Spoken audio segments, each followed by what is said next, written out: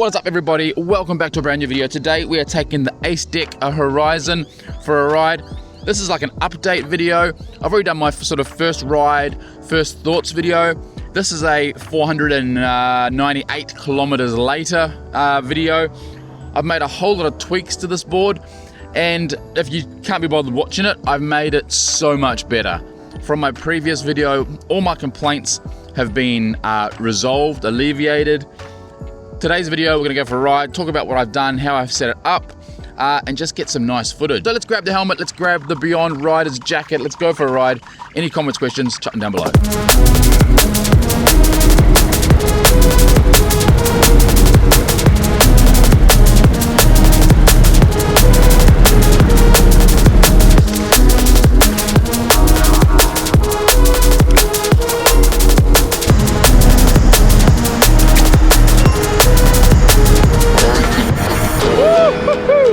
That's 55, and this board has so much more power to give.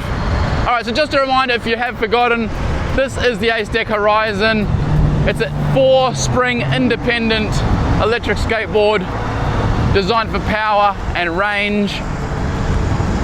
It comes in, I think, 4 different variants, different battery types and configurations. This one is the 14S 8P battery, so they're predicting over 100 kilometers in range. And obviously, if you're in Sports Plus, given an absolute snot, you're not going to get that. But if you're on an average group ride pace, 100 kilometers I think is very achievable. 160 amps output, 8,000 watts of peak power in the motors.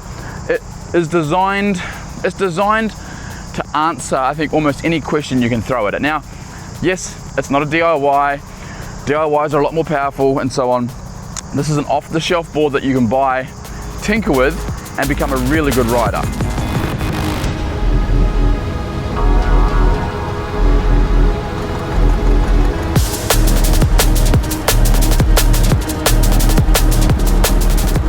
All right, so some of you may remember in my first video, I kind of was struggling to get over 45 kilometers per hour. The board had like a floaty feeling, a springy feeling to it, and I just didn't feel confident going fast. By the way, we're on 54 right now with a crosswind. Well, I did some tweaks.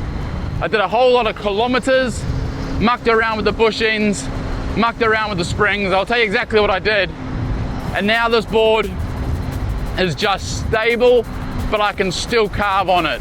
It's such a good result. I'm so happy because I was legitimately worried when I first rode this board about how it performed. Anyway, let's ride. I'm going to tell you exactly what I did.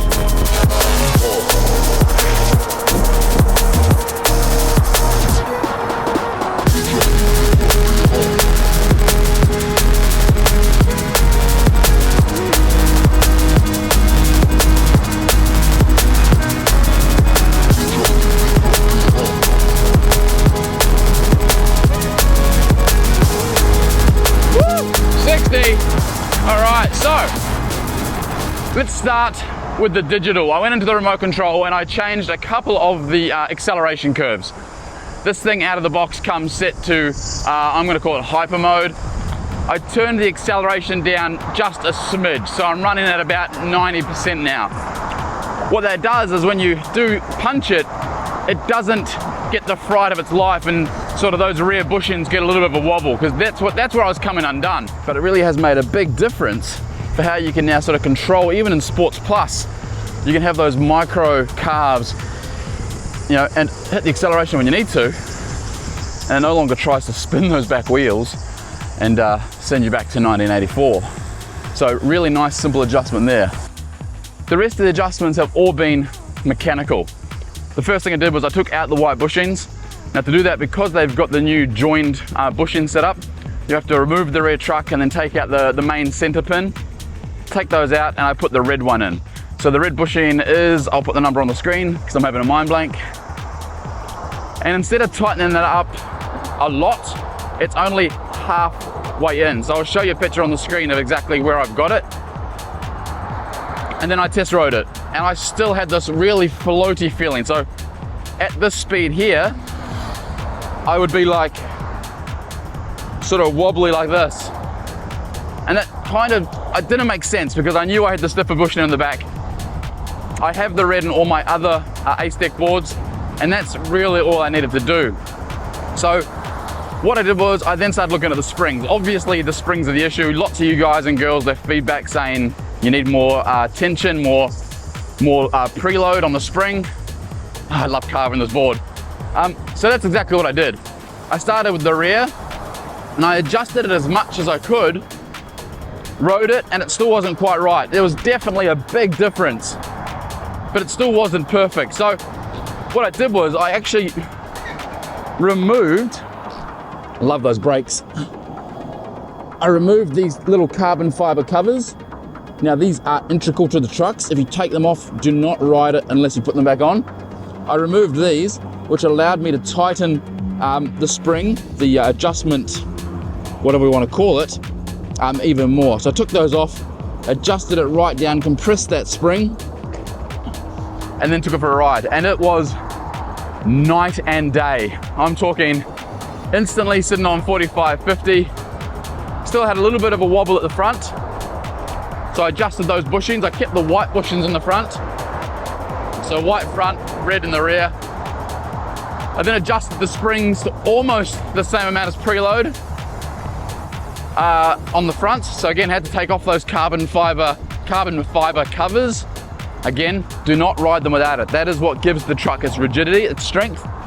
If you don't put them in, you do run the risk of having some problems. So always put those carbon fiber bits back in.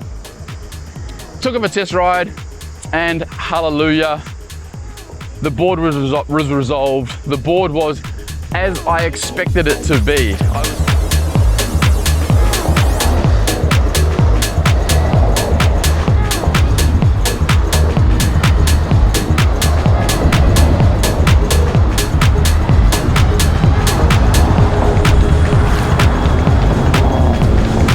So to answer the question, have I adjusted it too much and basically removed the whole point of the suspension? No. They've made it so you can't basically over adjust it. So I still have all that movement. It is still super suspension-y.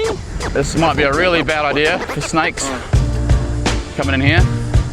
They will be out sunning maybe. I know there's no water. Oh, can you imagine running over like a 2 meter long python or something? Oh, this is so snaky in here. These tires also, I think need to be celebrated. They are so grippy, they're so much fun. They stick to the loose stuff, they stick to the wet stuff.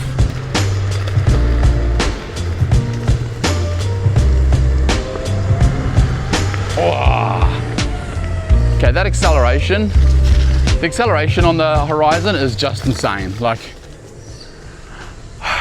I haven't ridden another board that has this sort of fun factor, this sort of acceleration.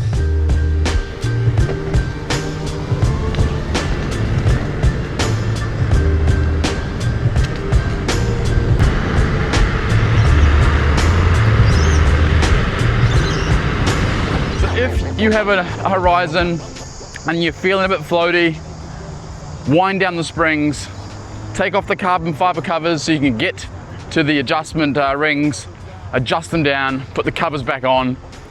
Depending on your weight, chuck the red bushings in the back. Again, I'll put the hardness on the screen right here, and it will transform this board. If you are looking to get in one, don't forget Scott D at checkout. Gives you a nice little discount, and it helps to support this channel, so if you choose to use it, thank you very much. And that is the end of the video. Up next, we're going to do, I'm going to call it an epic ride, and we're going to do a range test on this board. It'll be a long day, but we're going to do a 100 to 0 range test to see what this board can actually achieve with a 96 kilo rider, pushing it reasonably hard. I'm not going to be going for the best result. I'm going to be in Sports and Sports Plus, and we're going to be gunning it. But until then, thank you so much for watching. Skate safe, wear a helmet, and we'll see you on the next video.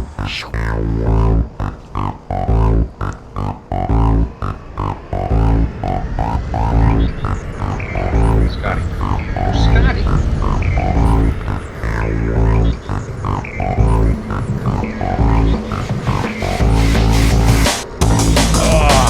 You for the tires.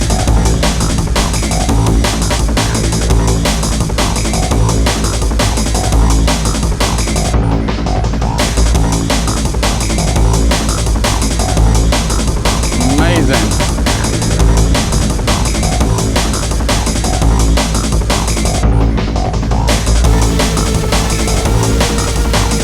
Okay, what with bindings on would be superb.